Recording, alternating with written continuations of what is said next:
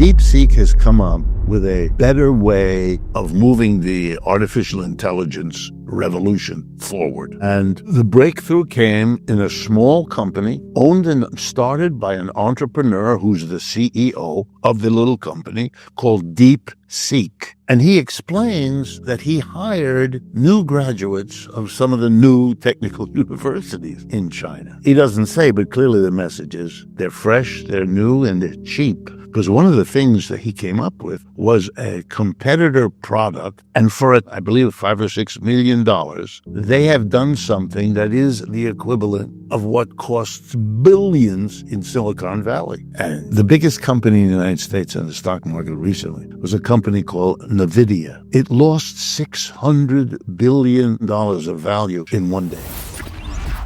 When this was publicized, turned out that over the last weekend, more people downloaded that program than anything else on the whole Apple system. They're not using the ones from California. They're using that one. California is still producing these things, and it's not over. The one in China has flaws also. It's not that. It's just another sign, if you needed it, where the competition is coming. And since that's the remaining dynamic industry of the United States, AI is the newest of the new explosive industries, and the Chinese are right there, neck and neck. And then when you hear he's taking advantage of all the universities opening up, I think the American economy is in terrible difficulty, and that the crisis of our time, which includes Mr. Trump, is that the response is self-delusional denial, which is not surprising. I have a certain compassion for it. It's hard to be alive at a time when your empire is dying. It's hard if your economic system is full of problems. It really is. 15 years ago, the automobile industry began a competition. Who could come up with the best electric vehicle? Because it was understood and generally viewed that's the future of the automobile industry. We are in a transition for ecological reasons and cost reasons. We're moving away from fossil fuels that make our cars run, gasoline, and we're going to go to electric. That was a consensus. Why? Because there were very few voices which were drowned out in the United States, pushed aside the way these folks usually are, which said that this was fundamentally irrational, that what the country needs is mass transit. Why? Because the individual vehicle is a ridiculous way of organizing transportation. Most cars spend most of every day sitting somewhere. A subway was a fantastic invention. It takes many more people at an infinitely lower cost. It doesn't pollute. It's infinitely better to do mass transit. Tesla is one of the early pioneers and makes Mr. Elon Musk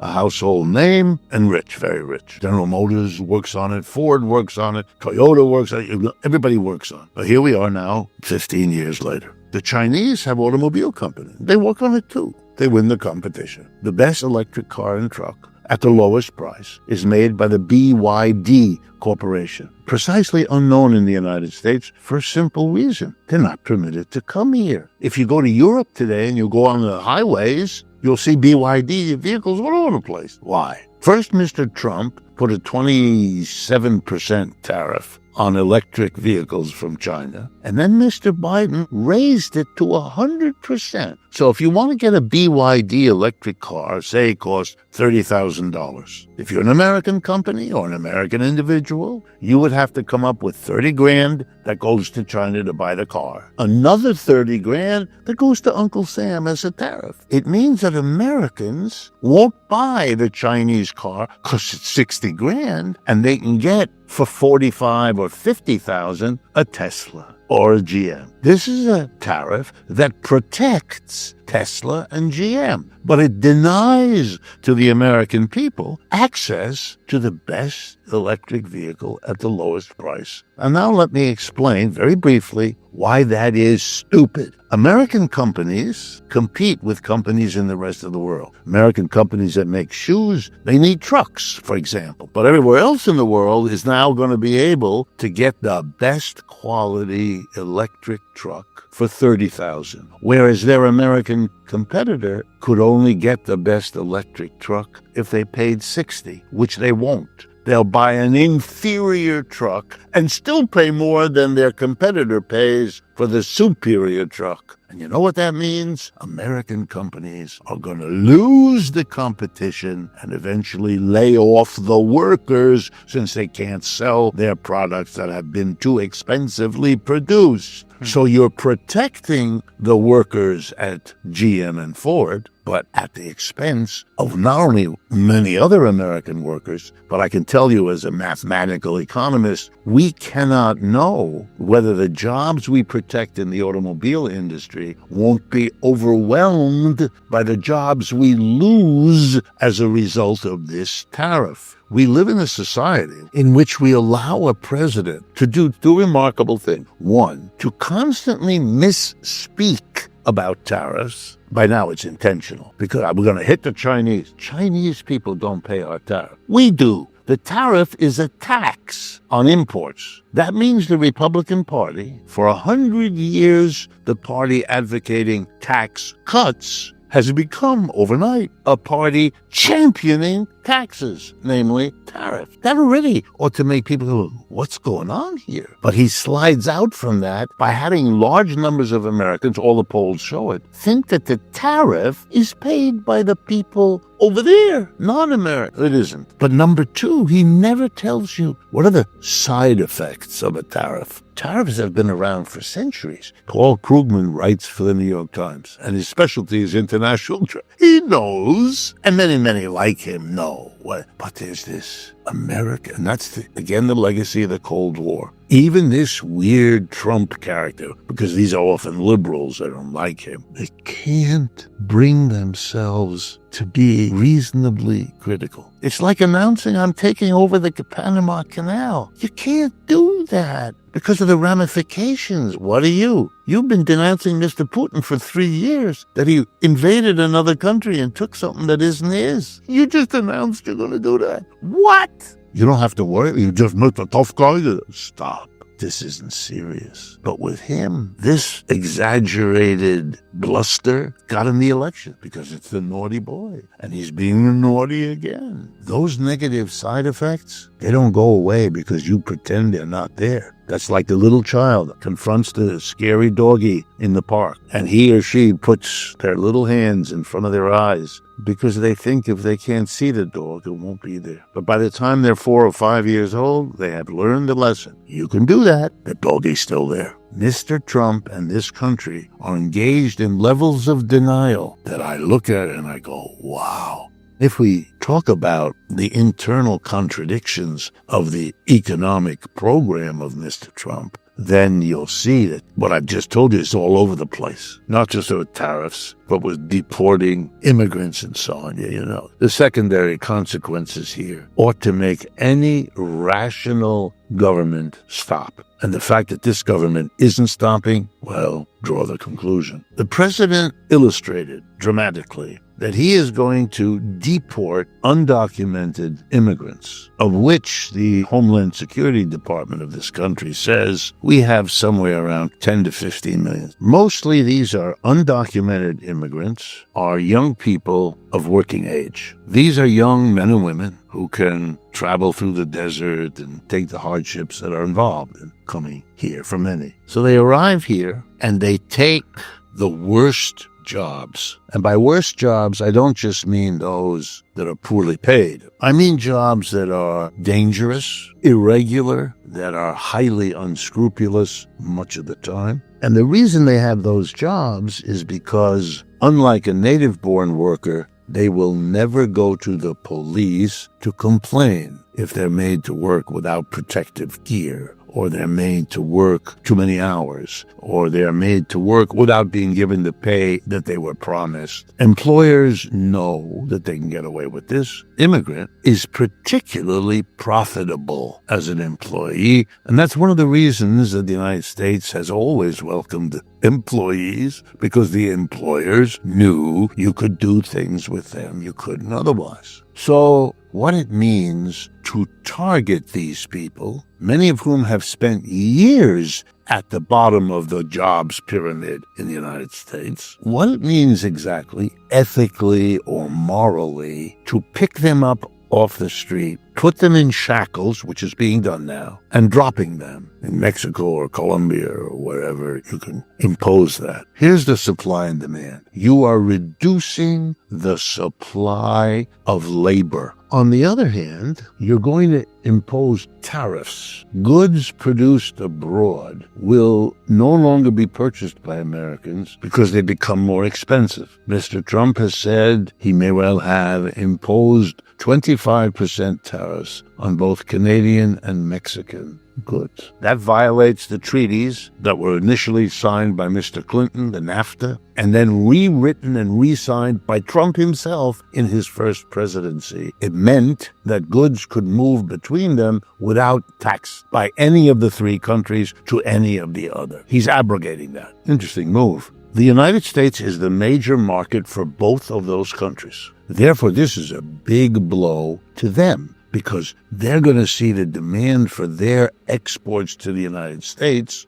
drop because an American has to pay his own government the tariff, the tax, and that makes it more expensive in the matter I just went through with the electric car from China. And Mr. Trump never discusses the hurt done to them, deals with them as if they're bad people, and says this is all done because they allow fentanyl to come through their countries into the United States. Notice, the bad guy is the one who allows the movement, not the country to which the movement is directed, because Americans buy and consume that stuff at a record level. Interesting? No, Mr. Trump says to reshore America. Because if it's too expensive to bring the object from Canada in or from Mexico in, the hope is that the producer will come back to the United States, make it inside because then there's no tariff that's applicable. It really is childishly obvious that a producer in Canada or Mexico would be nuts to come here right away because he doesn't know how long Mr. Trump will stay with this policy. He doesn't know whether it'll disappear when Mr. Trump disappears, and it's very expensive. We also don't know whether the company affected like this will leave Mexico and go across its southern border into Guatemala, another place which doesn't have a tariff, but then it can't risk doing that because Mr. Trump will put the tariff on against Guatemalan goods. So let's assume that some reshoring takes place. Some companies at the margin will come in to the United States and produce here at home, the ostensible goal and purpose of all of this. That would mean an increase in the demand for labor because those companies, instead of hiring Mexican and Canadian workers, would be hiring American workers, which is the ostensible purpose. Okay, the supply of labor is going down and the demand for labor is going up. What is that supposed to do with demand and supply analysis? Answer: it's going to raise wages a lot. Why? Because you can't rip off American-born workers the way you ripped them. So you're going to have to pay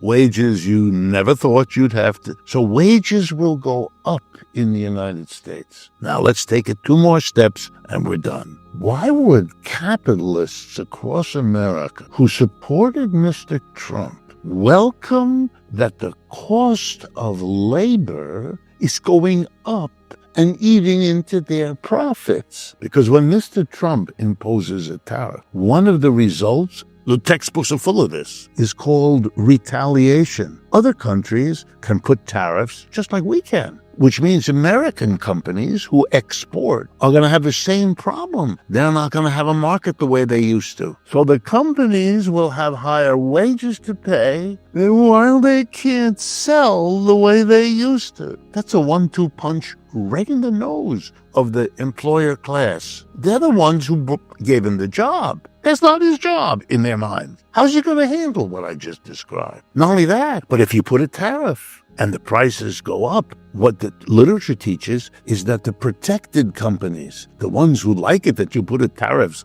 so your Canadian competitor can't compete with you anymore, and your Mexican competitor can't. What you induce the Americans is, great, I can raise my prices. Because even if I raise them 10%, they've stuck the Canadians with 25% tariff. Everyone's going to have to pay me my 10% more because it's still better than the alternative they can get. You know what that means? You're going to get an inflation. Is it possible that other things will neutralize what I just said? That's possible. That's what I meant by a Hail Mary pass. What he's doing is ridiculous economically. And so maybe his rejoinder, or someone who's smarter than him might be able to do, is to say, yes, but if this, and this happen, well, that's possible. But it's not the logical thing to expect. And to expect it from someone who never mentions any of these things, even though, as I hope I've showed you, they're as simple as apple pie. There's no mystery here. There's nothing complicated. And the literature about these things is full of all of this. Not a word of what I just said